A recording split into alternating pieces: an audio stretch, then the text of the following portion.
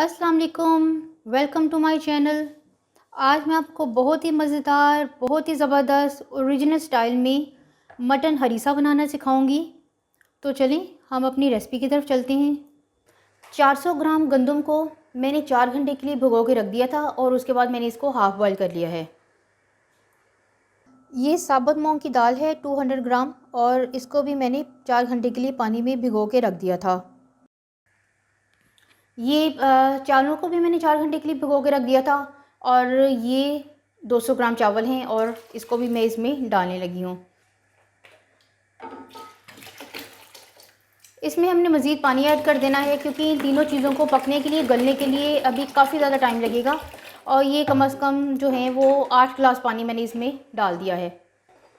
तीनों चीज़ें जो हैं वो बॉयल हो रही हैं और मैं थोड़ी थोड़ी देर के बाद इनको ऐसे हिलाती भी जा रही हूँ।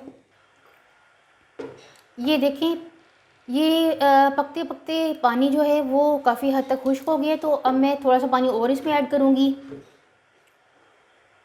ये देखिए, मैंने थोड़ा पानी और 2 से 3 गिलास मैंने पानी के और इसमें ऐड कर दिए हैं क्योंकि अभी इसे मज़ीद पकने के लिए टाइम चाहिए। बिल्कुल जो है वो दालें जो है आपस में मिक्स हो जाएंगी और मुलायम हो जाएगा। तो जब तक ये पक रहा है हम स्टेप 2 की तरफ चलते हैं और मैं आपको बताती हूँ कि हमने गोश्त में क्या क्या डालना है। ये 1 केजी मैंने मटन लिया है और इसको मैं कुकर में डालने लगी हूँ।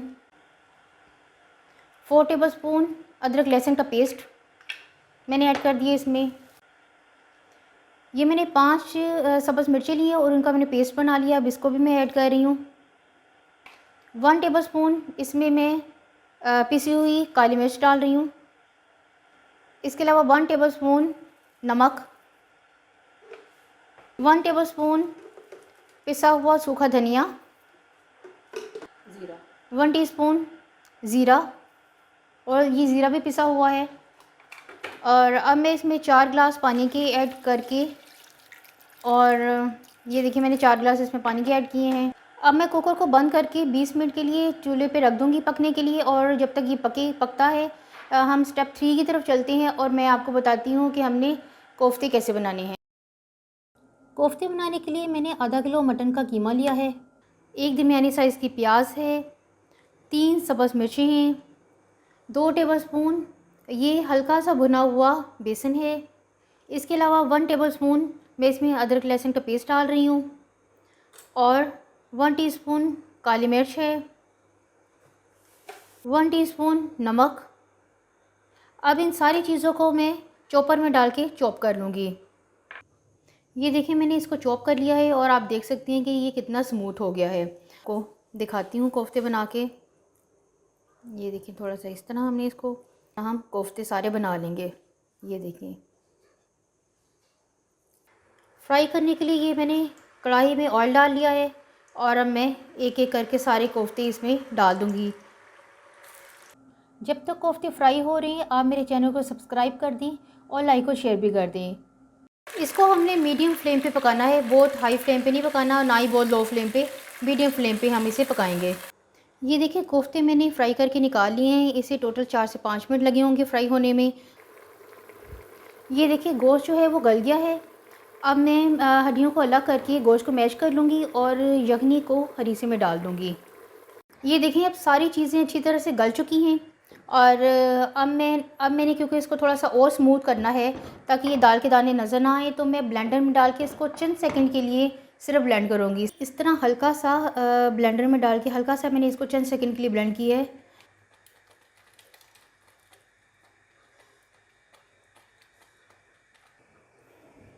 अब मैं इसमें यखनी डाल रही हूँ जो गोश्त में से बची थी, वो अब मैंने इसमें सारी डाल दी है।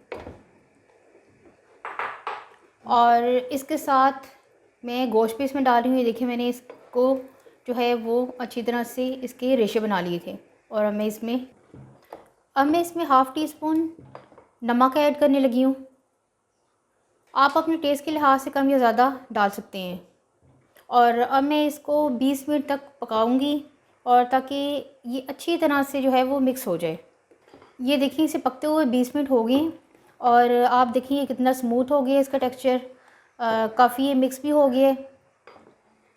ये अब देखें। और अब मैं इसमें जो छोटे कोफ्ते बनाए हैं मैं इसमें कोफ्ते ऐड करूँगी और बस ये बिल्कुल रेडी है।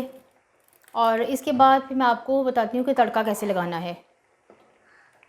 तड़का लगाने के लिए मैंने 250 ग्राम देसी घी लिया है और अब मैं एक दरमियानी साइज़ की प्याज इसमें डाल रही हूँ। प्याज ब्राउन हो गई है, अब मैं इसमें 2 हरी मिर्चें पिसी हुई मैं इसमें ऐड करने लगी हूँ।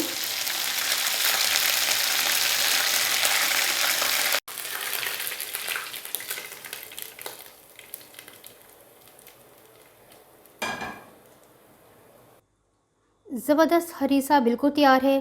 ये आप देखें, देखने में भी बड़ा ज़बरदस्त, खाने में इतना ही टेस्टी है। इसी रेसिपी को फॉलो करें, आप ज़रूर इंजॉय करेंगे। अल्लाह हाफ़िज़।